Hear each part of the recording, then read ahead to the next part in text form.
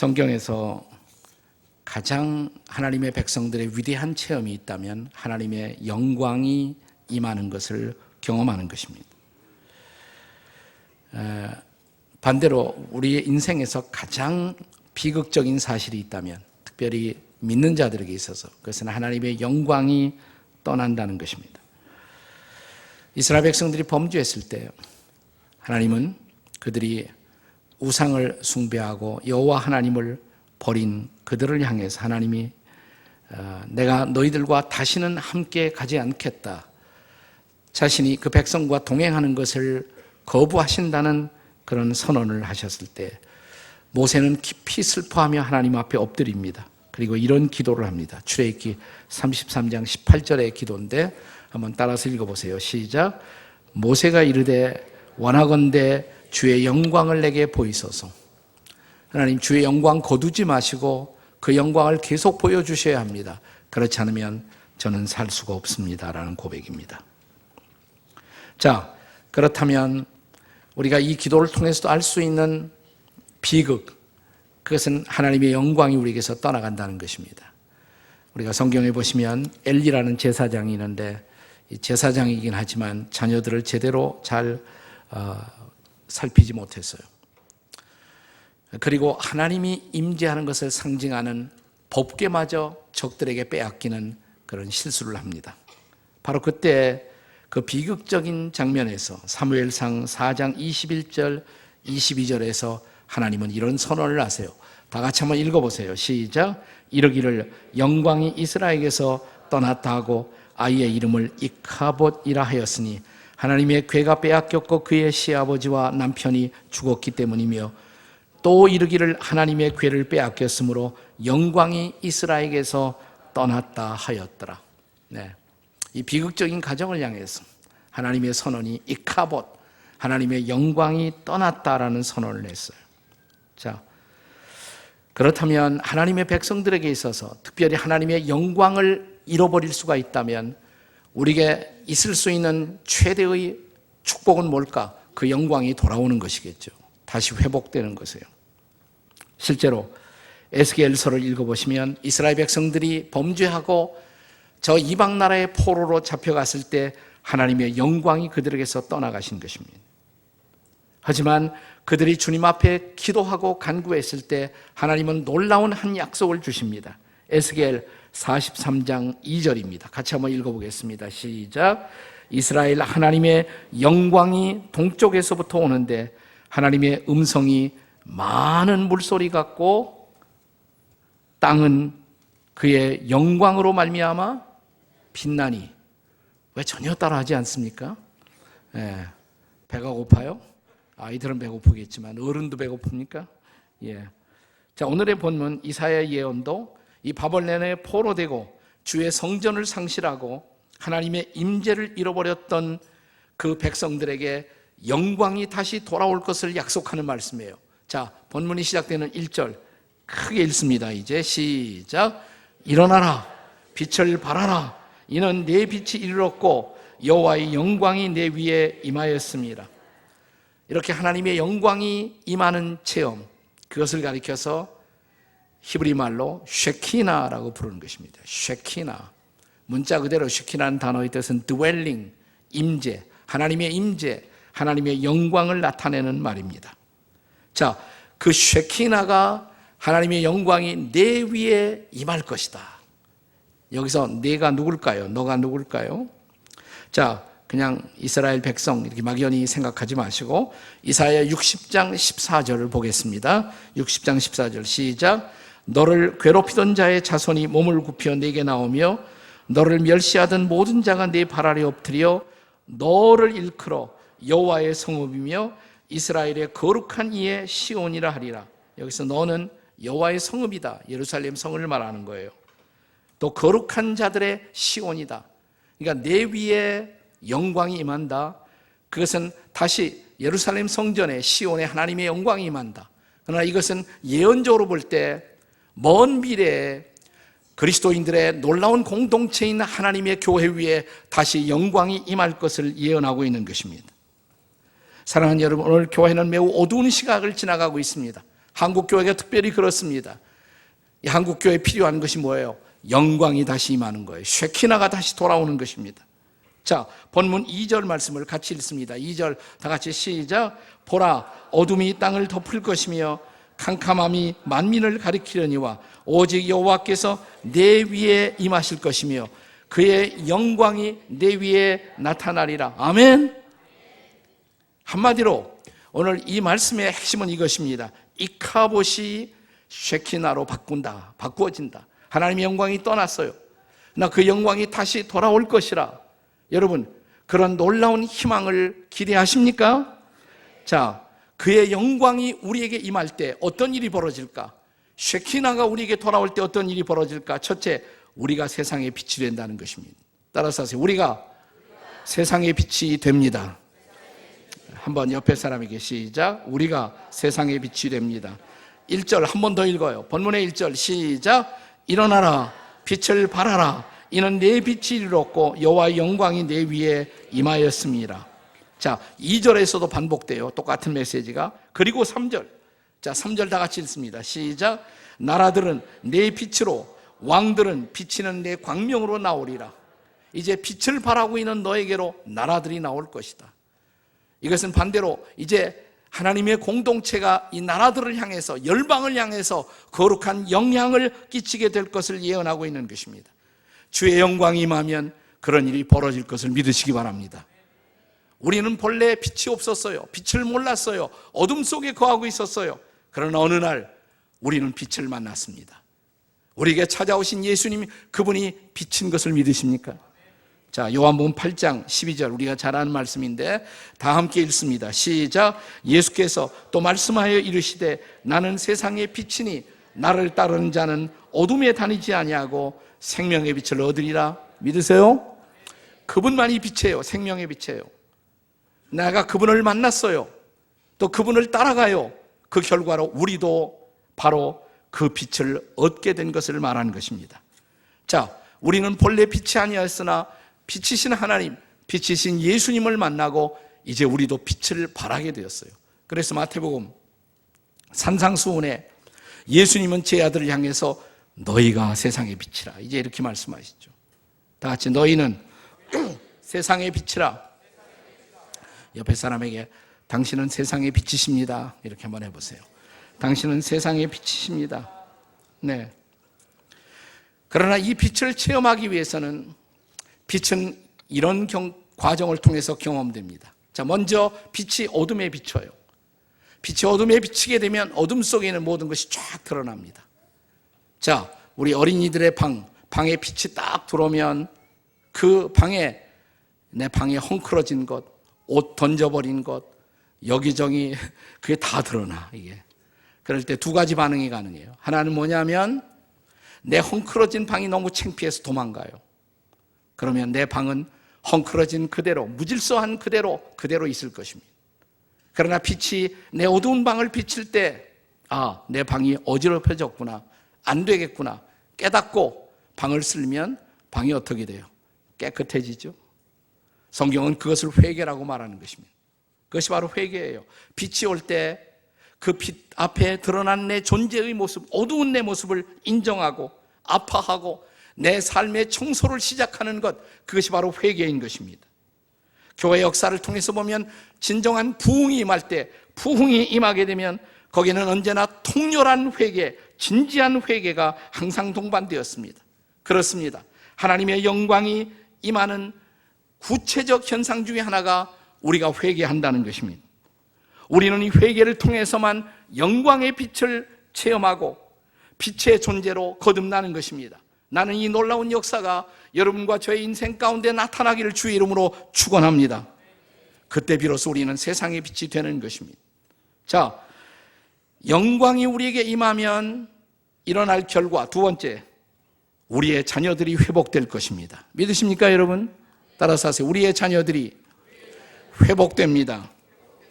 자, 본문의 4절에 나타난 약속의 말씀을 같이 읽어요. 4절 함께 읽겠습니다. 시작. 내 눈을 들어 사방을 보라. 무리가 다 모여 내게로 오느니라. 내 아들들은 먼 곳에서 오겠고 내 딸들은 안 끼어 올 것이라. 여러분 기대하십니까? 우리가 신앙인으로, 믿음의 사람으로, 하나님의 백성으로 이 땅을 살면서 우리에게 있는, 우리가 경험할 수 있는 가장 안타까운 절망이 있을 수 있다면 그것은 지금 내가 믿고 있는 이 하나님을 내 자녀들은 믿지 못해요. 내가 알고 있는 하나님을 내 자녀들은 몰라요. 내가 경배하는 하나님을 내 자녀들은 그 하나님을 몰라라고 살아간다는 것. 그렇습니다. 우리의 신앙을 계승해야 할 다음 세대들이 그 하나님을 알지 못하고 그 하나님을 믿지 못하고 그 하나님에게서 멀어지고 있다는 사실, 이것처럼 우리가 경험할 수 있는 안타까운 절망이 어디에 있겠습니까? 그런데 하나님의 영광이 임하면 그 하나님에게서 멀어졌던 자녀들이 다시 돌아올 것입니다. 먼 곳으로부터 다시 돌아올 것입니다. 그들이 회복될 것입니다. 오늘 본문의 표현을 빌리면 그들이 달려와 주의 품에 안길 것이라고 약속합니다. 이것은 가정의 진정한 회복, 그리고 공동체의 회복을 말하고 있는 것이에요. 그렇습니다. 주의 영광이 임하면 우리의 가정이 회복될 것입니다. 우리 어린이들이 다니고 있는 학교에도 부흥이 일어날 것입니다. 젊은이들에게 부흥이 일어날 것입니다. 청소년들에게도 부흥이 일어날 것입니다. 우리 어린 소년, 소녀들에게도 부흥이 일어날 것입니다. 나는 오늘 그 부흥의 증거를 어린아이들의 프로그램에서 봤어요. 막 울면서 노래하잖아. 울면서. 네, 나는 우니까 노래 안 할 줄 알았는데 울면서도 노래. 이것이 부흥의 증거인 것을 믿으시기 바랍니다. 네, 우리가 살고 있는 이 땅에 6.25 전쟁이 일어났을 때, 그때 우리 지금 부르는 이 찬송가 집에 많은 찬송을 작곡하신 목사님 가운데 박재훈 목사님이라고 있어요. 박재훈 목사님. 제가 좋아하는 목사님이고 지금도 캐나다 토론토에 계신데, 이분이 6.25 전쟁이 일어났을 때 나이가 한 30세 되셨는데 1952년이에요. 해군 정훈 음악대 대원으로 군대 가서도 이 음악 활동을 많이 하셨대요. 근데 그 군대가 있을 때 6.25 전쟁통에 자기에게 엽서 한 장을 누가 보내왔어요. 엽서. 학교에서 선생으로 있던 교사요 시인이었던 석진영이라는 여자분이 시를 하나 써 갖고 왔어요. 전쟁통에 전쟁의 참화를 바라보면서, 특별히 전쟁도 전쟁이지만 이 땅의 젊은이들이 희망을 포기하고 있다는 것, 그 안타까운 현실을 바라보면서 썼던 시예요. 그 시를 읽으면서 박재훈 목사님은 깊은 감동을 받습니다. 그래서 찬송가 하나를 작곡합니다. 6.25 전쟁 속에 태어난 찬송, 여러분 뭣도 모르고 아마 불렀을 거예요. 그 찬송가 515장에 눈을 들어 하늘 보라, 눈을 들어 하늘 보라, 어지러운 세상 중에 곳곳마다 상한 영의 탄식 소리 들려온다. 빛을 잃은 많은 사람 길을 잃고 헤매이며 탕자처럼 기진하니 믿는 자여 어이할꼬. 마지막에 믿는 자여 어이할꼬 그랬는데, 본래 이 석진영 여사가 처음 이것을 보냈을 때 그 가사는 믿는 자여가 아니라 청년이여 어이할꼬, 청년이여 어이할꼬. 젊은이들이 절망하면 미래가 없잖아요. 청년이여 어이할꼬. 이 청년들의 영적인 방황, 그것은 가장 안타까운 현실이 아닐 수가 없습니다. 그러나 부흥이 일어나면, 하나님의 영광이 임하면 청년들이 돌아올 것입니다. 10대들도 돌아올 것입니다. 소년, 소녀들도 돌아올 것입니다. 그렇습니다. 먼 곳으로 갔던, 신앙과 상관없이 먼 곳으로 갔던 우리의 자녀들이 먼 곳으로부터 달려와 주의 품에 안길 것입니다. 이것이 바로 부흥이에요. 리바이벌, 진정한 부흥. 우리가 기다리고 있는 부흥이 이런 부흥이 아니겠습니까? 그때 우리의 자녀들은 회복될 것입니다. 이 부흥이 일어나기를 위해 기도하는 저와 여러분이 되시기를 주의 이름으로 축복합니다. 자, 주의 영광이 임하면 일어날 세 번째 결과, 우리는 그의 영광을 드러낼 것입니다. 우리는 빛을 체험하고 빛의 증인이 될 뿐만 아니라 그 영광을 드러내는 자들이 될 것입니다. 5절의 약속의 말씀을 보겠습니다. 자, 5절 같이 읽어요. 시작. 그때 내가 보고 기쁜 빛을 내며 내 마음이 놀라고 또 화창하리니 이는 바다의 부가 내게로 돌아오며 이방 나라의 재물이 내게로 옴이라. 여기 기쁜 빛이란 말이 나와요. 기쁜 빛. 영어 성경에 보시면 NIV에 그 단어가 radiant라는 단어를 써요. radiant. 빛을 받아 빛을 반사하는 모습이에요. 빛이 왔어요. 근데 거기서 끝나자 빛을 반사해요. 찬란한 빛을 발해요. 이제는. 그리고 빛을 발할 수 있도록 여기 성경 말씀은 약속하기를 바다의 부가 이방 나라의 재물이 내게로 올 것이라. 물질적인 부요, 심지어 재정적인 축복이 우리에게 임함으로 우리가 그 빛을 드러내는 놀라운 삶을 살게 될 것을 예언하고 있는 것입니다. 우리가 예수 믿는다고 다 물질적으로 부자가 되는 것은 아니에요. 그러나 어떤 사람에게는 하나님이 물질적인 부를 부어주십니다. 그 부는 부를 위한 부가 아니라 하나님의 영광을 드러내는 도구가 될 수 있도록. 그렇습니다. 그들에게 부요가 임할 때 바로 이 부요는 하나님의 영광을 드러내는 놀라운 사명을 감당하기 위한 축복인 것입니다. 그런데 그렇게 축복을 받은 사람들이 하나님의 영광을 드러내기보다 자기 이기심을 위해서 물질을 사용하면 하나님이 가져가세요. 그 물질적인 축복을 가져가세요.